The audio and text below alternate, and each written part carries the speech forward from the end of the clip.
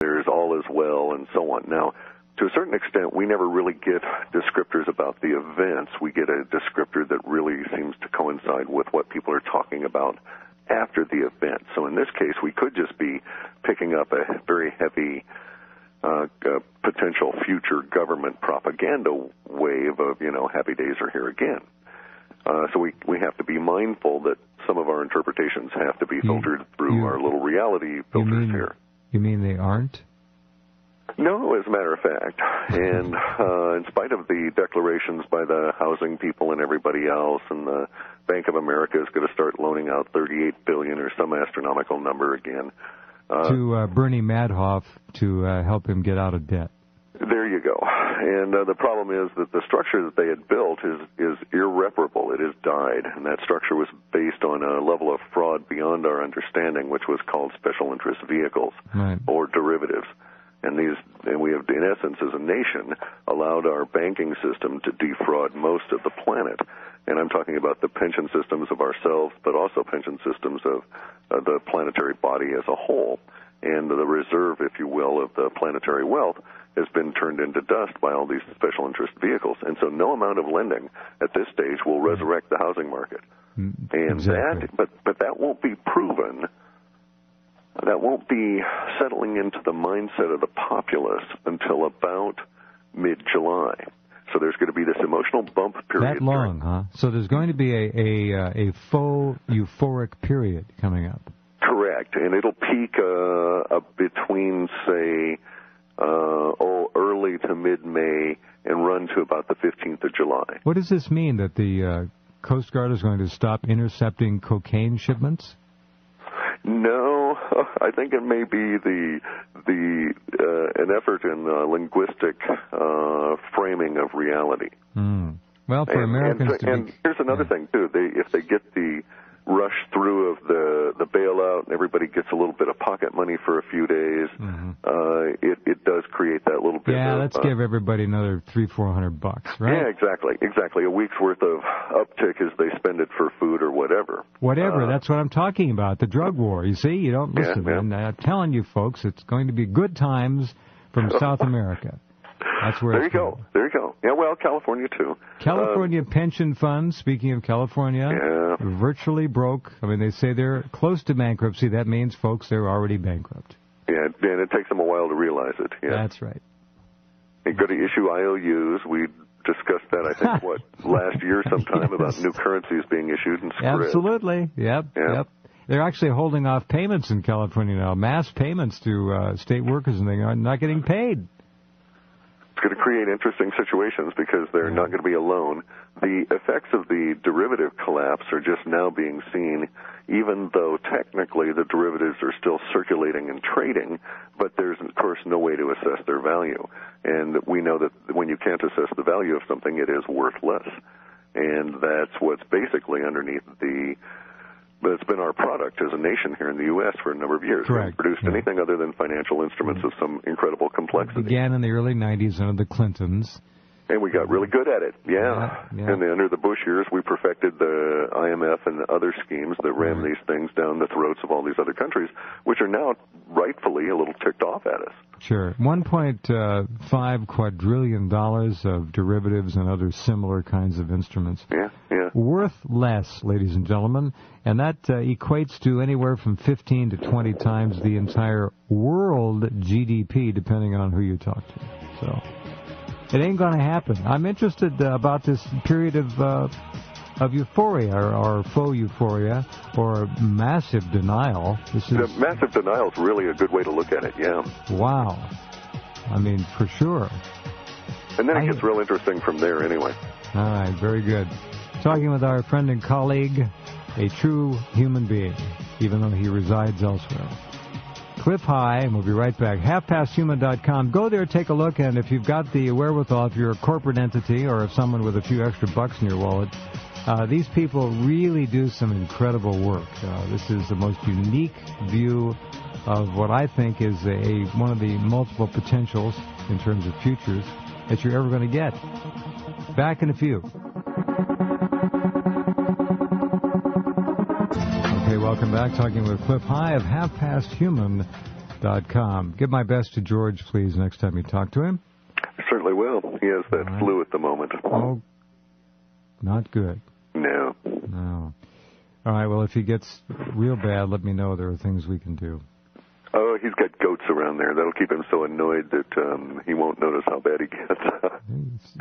Send him one of your CDs I sent you. Yeah, exactly. Yeah.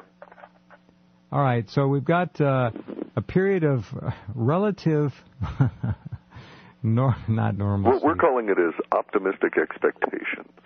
Okay, all right, I like that. All right, a period of optimistic expectations. It's going to run when to when? It eventually, it really starts on about February 14th, and it goes through a short building period and then into a release period and sort of bottoms out around July 15th. Mm-hmm. The actual release period terminates somewhere in mid-June and goes into a building period, but there's some sort of there's a little bit of overlap. The most intensity of it will be from mid-May through, say, mid-July. We're going to have a whole lot of optimistic sort of feelings about things.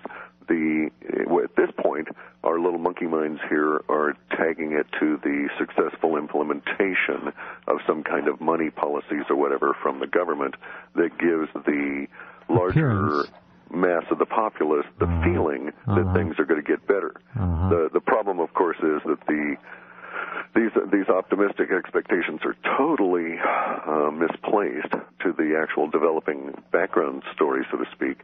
And from July 15th onward, we get a corresponding drop of emotional intensity into disappointment, disillusion that gets really ugly in November, December, and goes into absolute fear. Well, according to our data, from November of 2009 through to the September equinox in 2010 will be the most severe part of what we're going to have to just call the coagulation of the global economy. Coagulation, good. Any particular reason why the mild uptick occurs beginning on Valentine's Day? Not that we can figure at this stage. It must relate to some news that'll come on out that probably relates to the current economic situation. Maybe the building tension relates to more angst, anxiety, and fear. So perhaps at that point we have more people saying, do now, push this through, that kind of a situation. Really, I can't speak for you, but I think we're on the same page. This is absurd. The game is over, folks. Game, set, and match to the crooks. It's dead. It's a done deal. Well, we liken it to trying to dig yourself out of a hole. The shoving of more debt into a problem that was created by debt really makes a whole lot of sense at a macro level now, doesn't it? Yeah. Toyota down 32%, and lo and behold, shock of shocks, Detroit car makers hand in steep U.S. sales drops. They're going down and down. It doesn't matter how much you pump in there. They're making cars that nobody wants, basically. And we've saturated everything. The part of the issue is that we live in a reductionist society, and that's actually one of the reasons that lots of people seem to find our work unique, and that is because we take this very large picture view and then fit all the pieces together as though in a giant linguistic puzzle. And our view says that the whole underlying paradigm in its most simple statement had been predatory capitalism, growth at all cost. And once you reach the edges of a finite system, we liken this to a bacterial colony placed in the middle of a petri dish full of nice, tasty agar that dies off when it reaches the edge of that petri dish because it's consumed everything. And predatory capitalism has run its course, and we are living in its terminal phase. Most of the problem is... and most of the problem, it's a unique opportunity for everyone because we're in a huge transitional phase, and it'll be just fascinating to see what emerges over the next couple of years to replace it. Can you folks please hold that thought? Clif just gave you the keys to the kingdom. This kind of massive collapse and chaos and restructuring gives you out there with ingenuity, with wisdom, with vision, with drive, really unlimited chances to try to figure out what the other side is going to look like and try to configure yourselves to fit into it and, in fact, take a position in it. Or shape it entirely. That's right. So, in that sense, it is a marvelous. This is one of the most amazing windows of opportunity that's existed for thousands of years, perhaps. Thank you. Yeah. I agree. I completely agree with you.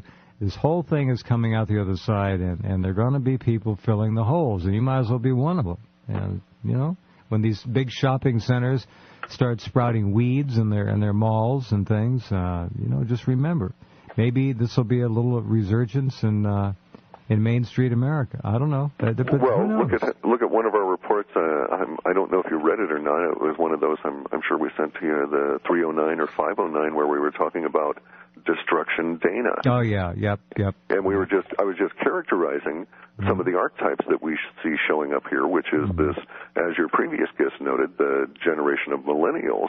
And in the future here, those that get a little tougher and a little bit more wisdom under their belts will go into the mall destruction business. Because we have overbuilt. Here's a curious little statistic for you. I like looking at everything at a very large scale. And so it occurs to me to examine such things as the rate of growth of retail space versus the rate of growth of population in the size of a country of the United States, including illegal immigration. And we've been building retail space for the last 9 or 10 years at 5 times the rate of population growth. So far out of control, ridiculous. Right, so it's going to have to be destroyed at some point in the future. Imagine and people will make a living out of recycling and repurposing these buildings. I would love to see the majority of these huge malls turned into big, open. Let's get green. Let's make them big parks, full of trees, water features, nice play, whatever. Turn them back to. Let's turn the planet back to itself. All right. Let's unpave it. There's another imperative that's going on here that most people don't see. So a lot of our predictive capability is done off of the linguistics that show up in the model space, which is this big three-dimensional IntelliCAD thing that I use. But we also run that through our reality filters and compare it to history and certain conditions and so on, very much in an analysis format that Buckminster Fuller had devised in the 1930s. In any event, though, the U.S. is about to encounter what we can call the hard days, or our time of crisis, the way Cuba had a time of crisis when the Soviet Union collapsed and 80% of its income disappeared in 3 months.